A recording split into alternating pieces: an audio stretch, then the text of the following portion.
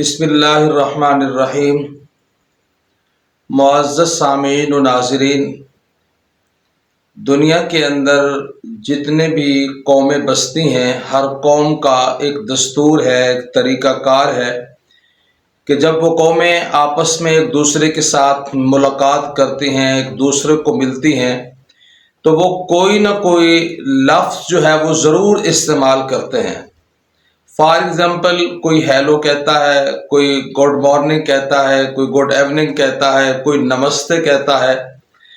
تو اسی طرح کوئی نہ کوئی لفظ وہ ضرور استعمال کرتے ہیں۔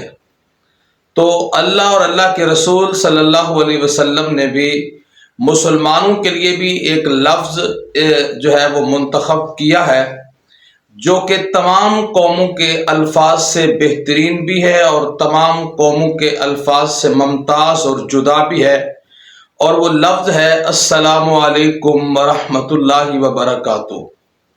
اور اس کو سلام کا طریقہ بھی کہتے ہیں، اور یہ سلام کا طریقہ اللہ اور اللہ کے رسول صلی اللہ علیہ وسلم کا بتایا ہوا ہے۔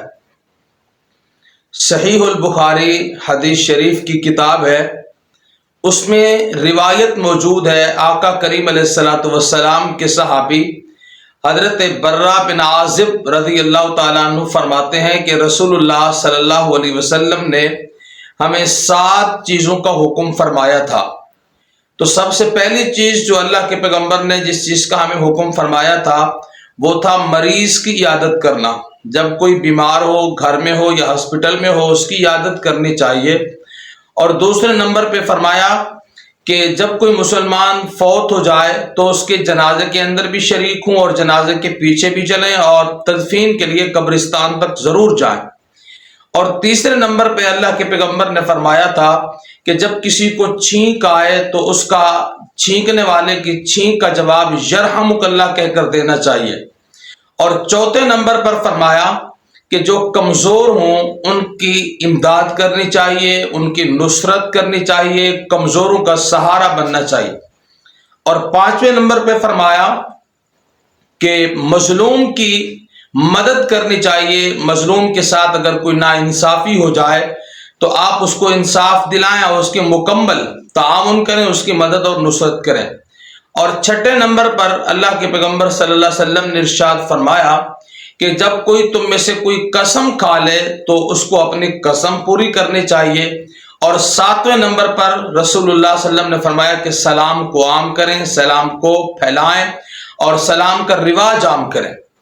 تو اس لیے سلام کا یہ طریقہ اللہ رب العزت نے جو مقرر کیا ہے یہ تمام قوموں سے الگ تھلگ بھی ہے اور تمام قوموں سے نمایاں اور بہترین بھی ہے۔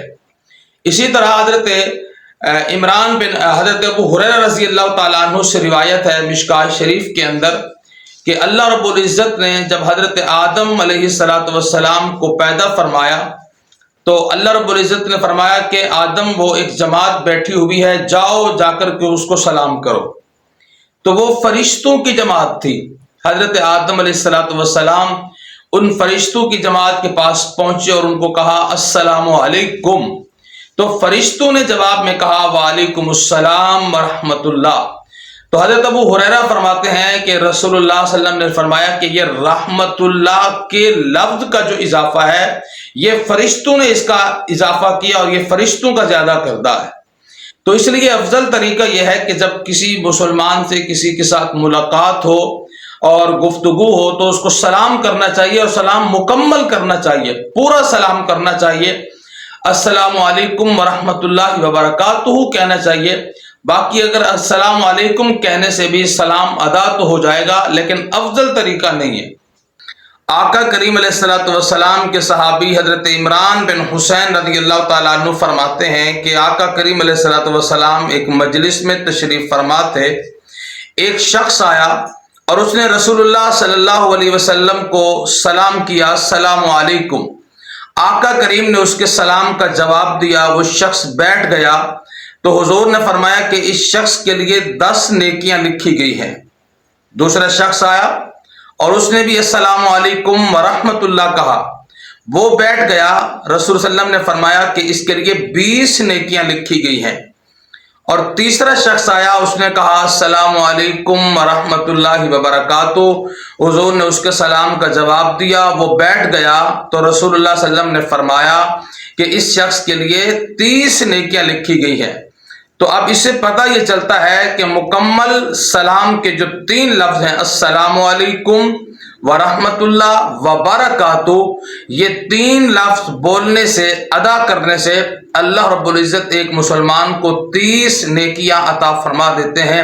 اس لیے ہم کوشش کریں، سلام کرنا یہ سنت بھی ہے، رسول اللہ صلی اللہ علیہ وسلم کا حکم بھی ہے، اللہ رب العزت کا فرمان بھی ہے۔ کوشش کریں جب بھی کسی کے ساتھ آتے جاتے ہوئے، کسی جگہ سے گزرتے ہوئے کسی بھی مسلمان سے ملاقات ہو، ہم سلام میں پہل کریں اور سلام میں ابتدا کریں، سلام کو عام کریں، سلام کے رواج کو پھیلائیں۔ اللہ پاک ہمیں انشاءاللہ یہ نیکیاں بھی نصیب فرمائیں گے اور اللہ پاک ہمیں سلام کی برکات بھی نصیب فرمائیں گے۔ اللہ ہمیں سمجھنے کی توفیق نصیب فرمائے۔